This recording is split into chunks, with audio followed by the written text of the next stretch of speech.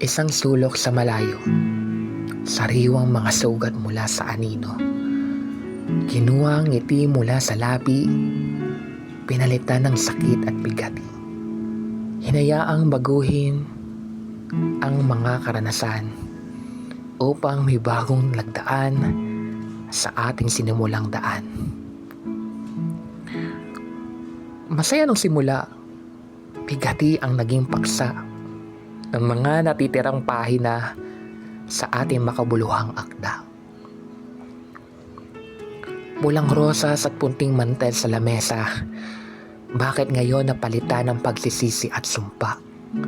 Galit na di mawari, bakit natin hinayaan na magbunga upang mamulaklak ang mga hidwaan?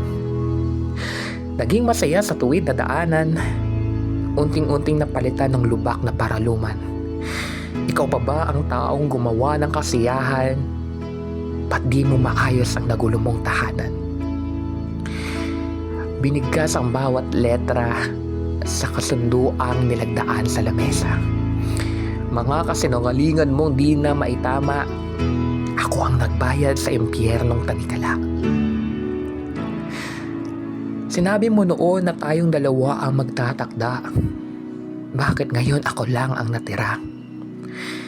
Di ko alam na ikaw ang siyang magdadala ng kasawian sa natitira kong mga piyesa.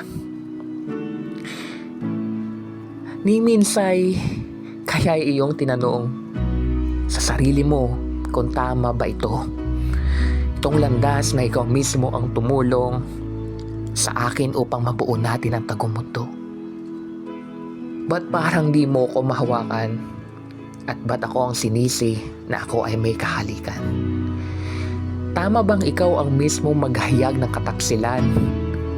Na ikaw mismo ang unang kumaliwa sa kabilang daanan? Ngayon na nalaman na ang sikretong iyong itinago, paano mo mababago ang minsang malapantasang pangako? Bakit hanggang ngayon nakaya mong matulog sa kama nating minuto? Bawat haplos ay may iba na palang namumuong kwento. Siguro nga'y hayaan mo na lang ako mamatay. Ilibing sa sementeryo kung saan ikaw ang unang magbabantay na mga ibong unti-unti sa aking kakatay sa walang buhay kong bangkay sa aking huling lamay. Minsang daanan ang iyong ginawa, minsan ikaw pala ang maglilikha ng aking panibagong tahanan sa ilalim ng lupa at magbabaon ng alaalang huhuli sa iyo umaga.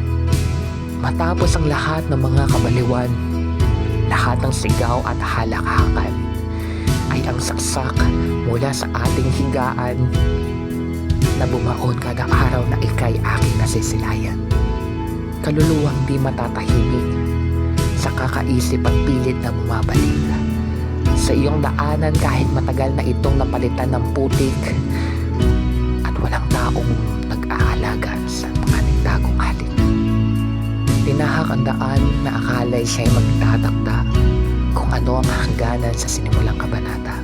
Katapusang di kailangan ng papel at pluma para wakasan ang panghabang buhay na sumpa. Ito na ang huling salaysay na bibitawan sa apat na sulok na gumigising sa aking kaisipan. Paalam na sa eskinitang puno ng kasawian, umpisa ng lisanin.